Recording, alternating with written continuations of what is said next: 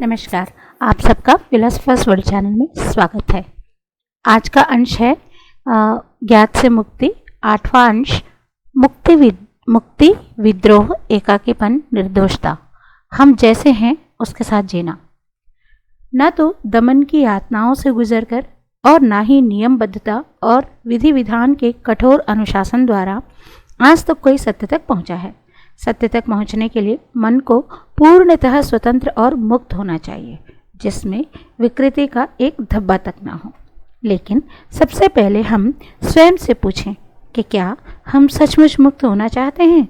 जब कभी हम मुक्ति की बात करते हैं, तब क्या हम संपूर्ण मुक्ति की बात करते हैं, या हमारा अभिप्राय केवल किसी असुविधाजनक, अवांछित या अप्रिय चीज से मुक्ति का होता है?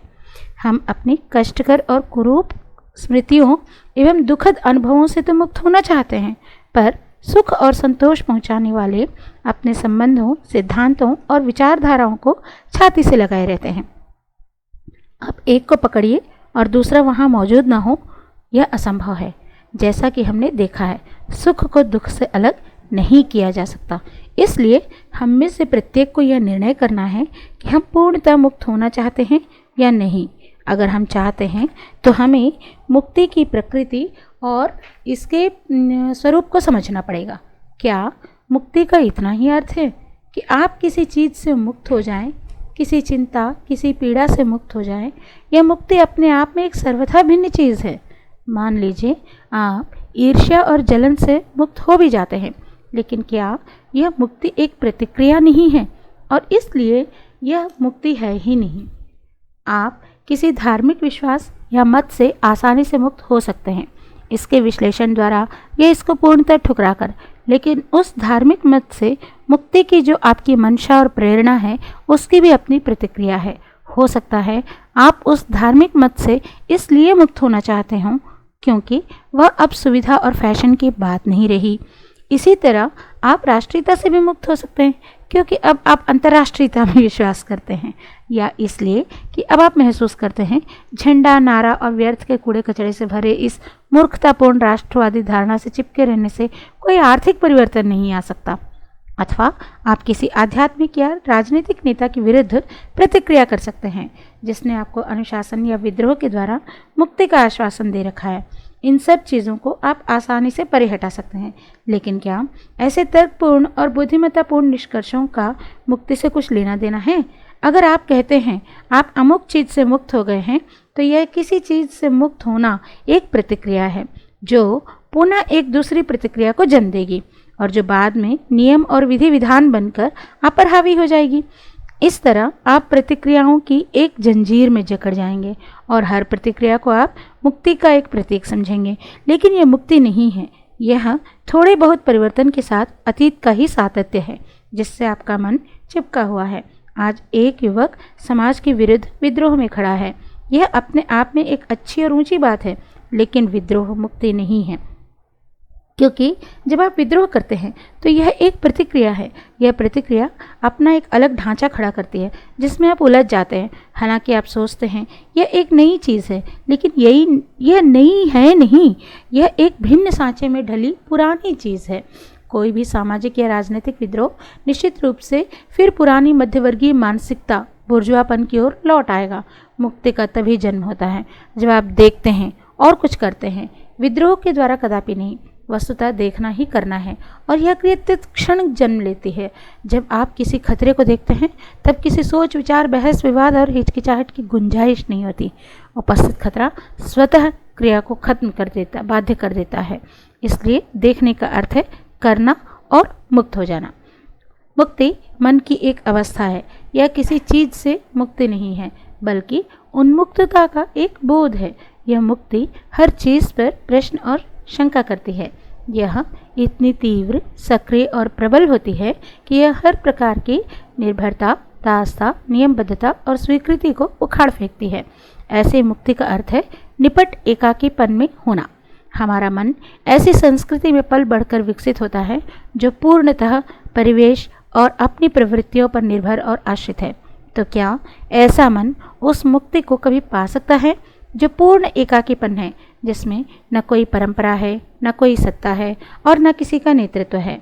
यह एकाकीपन मन की एक आंतरिक दशा है जो किसी बाहरी उत्तेजना और किसी ज्ञान पर निर्भर नहीं है और जो न किसी अनुभव और निष्कर्ष का नतीजा है। हम में से अधिकांश लोग आंतरिक रूप से कभी एकाकी नहीं होते। एकाकीपन और एकांत में अंतर है। एकाकीपन का अर्थ है एकमात्रता, जबकि एकांत का अर्थ है शेष जगत से अपने आप को काट कर अलग कर लेना। हम सबको ये पता है यह अलग हो जाने का क्या अर्थ है।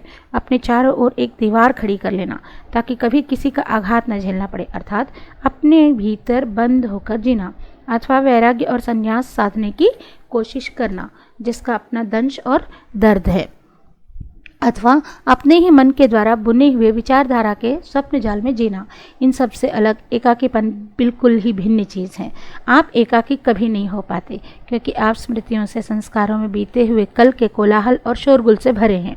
आपका मन उस कूड़े कचरे से कभी खाली नहीं हो पाता जिसे इसने बड़े यत्न से जमा कर रखा है। एकाकी होने के लिए आपको अतीत के प्रति मर जाना पड़ेगा। इस तरह जब आप एकाकी होते हैं, बिल्कुल एकाकी, अर्थात जब आप किसी परिवार, किसी संस्कृति, किसी देश, किसी महादेश विशेष के नहीं होते, तो एक अपरिचित, अजनबी और बाहरी व्यक्ति होने का बोध और एहसास आपके अंदर रह जाता है। इस ढंग से जो व्यक्ति पूर्णतः एकाकी है वह निष्कलुष है। यही निष्कलुषता मन को दुख से मुक्त कर देती है। हम अपने साथ 1000 व्यक्तियों द्वारा कहे गए शब्दों को तथा बदनसीबी और बुरे दिनों की स्मृतियों को ढोते चलते हैं। हम सबको एकदम उतार कर अलग रख देने का अर्थ है एकाकी हो जाना। वह मन जो एकाकी है वह न केवल निष्कलुष है और बल्कि युवा भी है। समय या उम्र के हिसाब से नहीं, उम्र चाहे जो हो, वह सदा युवा, निर्दोष और जीवंत है और केवल ऐसा मन उसे देख सकता है जो सत्य है और जिसे शब्दों में नहीं बांधा जा सकता। इस एकाकीपन और निसंगतता की अवस्था में आपको यह समझ आनी शुरू होती है कि आप जैसे हैं उसके साथ जीना कितना आवश्यक है, ना कि जैसे आप थे या जैसा आप सोचते हैं कि आपको होना चाहिए। अब आप स्वयं से पूछिए कि क्या आप बिना किसी भय और कपकपी के, बिना झूठी शालीनता और संकोच के, बिना किसी निंदा या समर्थन के स्वयं को देख सकते हैं जो वस्तुतः आप हैं? ठीक उसके साथ क्या आप जी सकते हैं? जब आप किसी चीज़ के साथ अंतरंग और आत्मीय होकर जीते हैं तभी उसे आप सही अर्थों में समझना प्रारंभ करते हैं। लेकिन जब आप इसके अभ्यस्त और आदी हो जाते हैं, जैसे अब आप बिना चिंता, ईर्ष्या इत्यादि के अभ्यस्त हो जाते हैं, तो आपका उसके साथ जीना बंद हो जाता है। जब आपको किसी नदी या झरने के निकट रहने का मौका मिलता है तो शुरू में आप बहते हुए जल के कलकल नाद को आनंदपूर्वक सुनते हैं, लेकिन कुछ ही दिनों में बाद आपका ध्यान उस ओर जाना बंद हो जाता है। इसी तरह जब आप कोई नया चित्र अपने कमरे में टांगते हैं जिसे आप प्रतिदिन देखते हैं, लेकिन एक सप्ताह बाद वह चित्र आपके ध्यान से बाहर हो जाता है। पेड़, पहाड़, घाटी, ये सब कुछ ही दिनों बाद आपके लिए पुराने पड़ जाते हैं। और यह बात घटती है अपने परिवार, अपने पति, अपनी पत्नी के साथ। लोगों ने सही अर्थों में करीब करीब जीना ही बंद कर दिया है। लेकिन ईर्ष्या, जलन, चिंता, फिक्र इत्यादि को समझने के लिए अगर आप इनके साथ जीना चाहते हैं तो इसका ध्यान रखें, आप इनके कभी अभ्यस्त और आदी न हो जाएं। इनको कभी स्वीकार न करें। हाँ, इनका ध्यान आप अवश्य रखें, इनकी देखभाल आप जरूर करें, जैसे आप नए लगाए पौधे की देखभाल करते हैं, धूप और आंधी से इसकी रक्षा करते हैं, उसी प्रकार आप इनका ख्याल रखें। न तो इसकी निंदा करें, न इनका पक्ष लें, इनके प्रति प्रेम पूर्ण रहें। जब आप इनकी देखरेख करेंगे तो सहज ही आप इनके प्रति प्रेम से भर जाएंगे। मेरा मतलब यह नहीं कि चिंतित और ईर्ष्यालु होना तब आपके लिए प्रिय बात हो जाएगी, जैसा कि बहुत लोगों के साथ हुआ, बल्कि इनके प्रति आप स्नेह और सहानुभूति और मैत्री का भाव रखेंगे, क्योंकि आप इन्हें देखना और समझना चाहते हैं। हम और आप अच्छी तरह जानते हैं कि हम आंतरिक रूप से क्या हैं: मंद, मूढ़, ईर्ष्यालु, भयभीत तथा स्नेह और प्रेम से बिल्कुल शून्य। भले ही बाहर हम इसी का गुण गाएं, अपने से उबे हुए, आसानी से चोट खाने वाले, चापलूसी पसंद आदमी, तो क्या हम अपनी इन वास्तविकताओं और सच्चाइयों के साथ, अर्थात हम जो हैं, जैसे हैं, उसके साथ जी सकते हैं बिना इससे स्वीकार या इनकार किए हुए, बिना उत्तेजित, उदास या रुग्ण हुए? क्या हम इन सब का निरीक्षण कर सकते हैं? अब स्वयं से हम एक और प्रश्न करें। इस मुक्ति और एकाकीपन को पाने के लिए तथा हम अपने आप में जो हैं उस आंतरिक अस्तित्व के पूरे ढांचे के संपर्क में आने के लिए क्या समय का अंतराल आवश्यक है? अर्थात क्या मुक्ति एक क्रमिक प्रक्रिया द्वारा उपलब्ध की जा सकती है? स्पष्टता नहीं, क्योंकि ज्यों ही आप समय का सवाल खड़ा करते हैं, आप समय के गुलाम होकर रह जाते हैं। आप धीरे धीरे क्रमिक रूप से मुक्त नहीं हो सकते। यह समय की बात ही नहीं है। अगला प्रश्न यह है, क्या आपको इस मुक्ति का बोध और एहसास हो सकता है? अगर आप कहें कि मैं मुक्त हूँ, तो पक्का जानिए आप मुक्त नहीं हैं। ये उस व्यक्ति के समान हुआ जो कहता है मैं आनंदित हूँ। जिस क्षण आप वस्तुतः आनंदित होते हैं, उस समय आपको पता भी नहीं चलता कि आप आनंदित हैं। जब तक आपको अपने आनंदित होने का बोध होता है, तब तक वह आनंद स्मृति का रूप ले चुका होता है। इसलिए जब कोई कहता है मैं प्रसन्न और आनंदित हूँ, तो वह केवल अपनी उस स्मृति के संदर्भ दे रहा है जिसमें वह उस क्षण जी रहा था। तो मुक्ति केवल स्वतः और सहज रूप से घटित हो सकती है, आपके चाहने, तरसने और इच्छा करने से नहीं। ना ही इस मुक्ति को आप अपनी कल्पनाओं में साकार करके उपलब्ध कर सकते हैं।